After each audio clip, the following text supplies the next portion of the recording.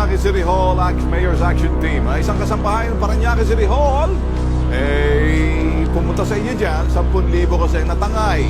Alam niyo ho, pinagkatiwala niya doon sa empleyadong nangakong tutulungan siya kasi kasuhin yung permit. Ano nangyari? Albay, eto, panoorin niyo na lang. Si Julita Villanueva, 4 na taon ang namamasukan bilang isang kasambahay sa Parañaque City. Pero buwan ng Hulyo, taong 2014, tinanggal siya ng kanyang amo dahil sa bintang na panloloko. Kwento niya, buwan ng Hunyo, nang utusan siya ng kanyang amo para iproseso ang renewal ng permit ng negosyo nitong construction. 10,000 pisong ipinagkatiwala sa kanya para sa mga dapat bayaran. Pero pagdating sa Parañaque City Hall, alok ng isang kawatan, agad niya daw sinonggaban. Ang tinutukoy ni Julita ay si Malagina Omega, isang casual employee mula sa Mayor's Complaint Department.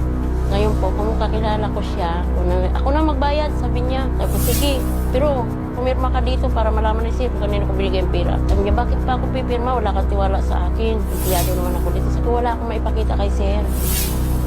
Ang hawak ni Julitang 10,000 piso agad niya daw ibinigay kay Malagina. Ang buladas daw na instant permit kailangan raw dagdagan ng 300 piso para naman pagpapanotaryo ng mga dokumento. Ang pagkakamali ni Julita agad kinagat ang alok ni Malagina sa kagustuhan matapos agad ang ipinagawa ng kanyang amo. Ilang buwan ang mabilisang proseso ng business permit, bigla lang napasok. Ang masaklap ng halongkatin ng kanyang amo kung naproseso ba ang permit ng kanyang negosyo, dito na nabuking na hindi ito naayos. Sinabihan ako ni Sir na hindi ko rin naayos trabaho ko, niloko pa daw siya. Sabi ko, Sir, hindi po. Andito po yung pangalan ng tao. Gusto niyo po, tulungan niyo ako sa hearing. Sabi ni Sir, ikaw na lang kasi ikaw naman ang nagbigay. Sa panig ni Malagina Omega, hindi man siya humarap sa bitag T3. Isang text message ang kanyang ipinadala. Nakasangad dito ng taong 2014, humingi raw si Julita ng tulong sa kanya para sa pagproseso ng business permit ng kanyang amo. Pero 4,000 piso lang daw ibinigay sa kanya at isinauli raw ito ni Malagina kay Julita. Ang pahayag na ito ni Malagina, maring itinanggi ni Julita. Wala po siyang binalik sa aking pera. 10,000 po ang binigay sa kanya. Marami po ang pakatustay sa akin kahit dito sa barangay namin, mga opisyalis. At di po totoo 4,000, ma'am.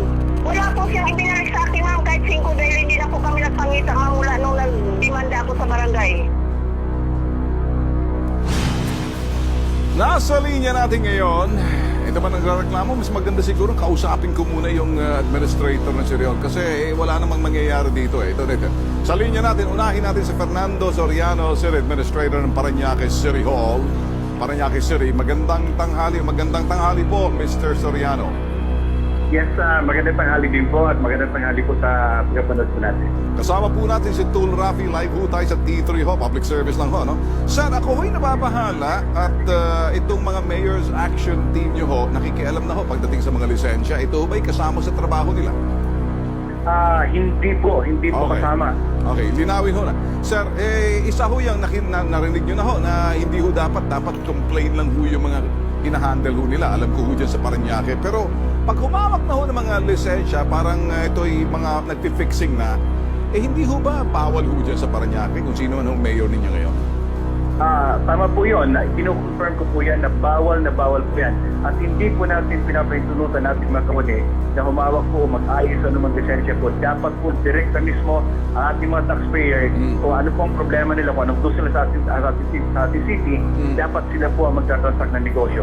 Makakasiguro ho ba kayo, sir? Masisiguro niyo ba na wawalisin niyo ho yung mga fixer dyan? Posible yung mga empleyado ho ng Quezon, ng Parañaque City Hall na kung saan para sila mga langaw na nakita ng dumi na pinapaligiran ho, naamoy nila kung sino magpapaayos.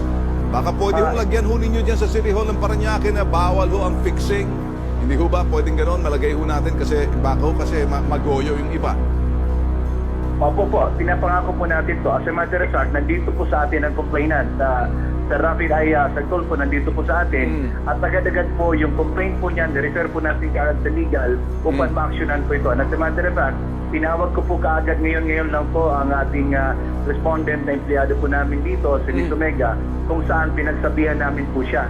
At binabalitan din po namin sa inyo na yung nakuha po sa kanyang pera na 10,300 ay ibinalik po sa pamamagitan po natin Mayor Edwin Olivares. Ayun! Na ibalik na po, Alright. ngayon lang po, na ibalik na po sa ating complainant, Okay. si Miss Oleta po. Alright, with that sir, kami ho'y natutuwa sa tulong ho. Pero siguro sir, manawagan na rin ho kayo sa pamamagitan ho ng programang T3 Enforce na baka may gumaya ho sa yapak nung kung sino man yung talpulanan na yan, manawagan na ho kayo bak yun hong mga kung gusto mag-ayos, dumiretso na lang tulad ng sinabi ninyo. Sa inyo na ho sir, panahon nyo na. Yes, salamat po. To the information po natin ng empleyado, kawani po natin sa City Hall. Mula po ngayon, ipinapaalam po natin sa inyo na wag po kayo magtatransact na anumang negosyo para po sa ating mga constituents. Hindi po natin trabaho mag-ayos ng mga permit. Meron po tayong opisina na nag-handle po yan, that is the BPLO. Ang role lang po natin is tulungan po sila kung anong kailangan nila. Lalong-lalo na po ang mga pera. At dito po pinapaalam po natin, hindi po natin ito kukonsintihin. We will do the right action for this matter anytime na may complaint po na dumaan po sa atin. Maraming salamat po. Well said, sir. Kami ho'y nagpapasalamat ho sa inyo. Ang yung butihing mayor na rin, Fernando Soriano, si Administrator ng Parañaque City. Maraming salamat po sa inyo.